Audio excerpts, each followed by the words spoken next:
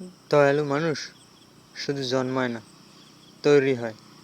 সেই আত্মা যারা জীবনে হাতে অনেক কিছু অনুভব করেছে, তারাই যারা অন্ধকার থেকে নিজেদেরকে খুঁড়ে বের করেছে, যারা প্রতিটি ক্ষতিকে শিক্ষায় পরিণত করার জন্য লড়াই করেছে।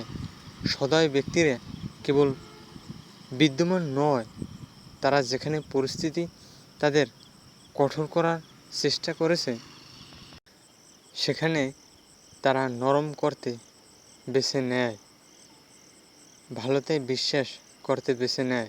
কারণ তারা নিজেরাই দেখেছে কেন সহানুভূতি এত প্রয়োজনীয়, নিজেরাই দেখেছে কেন এই পৃথিবীতে কোমলতা এত গুরুত্বপূর্ণ।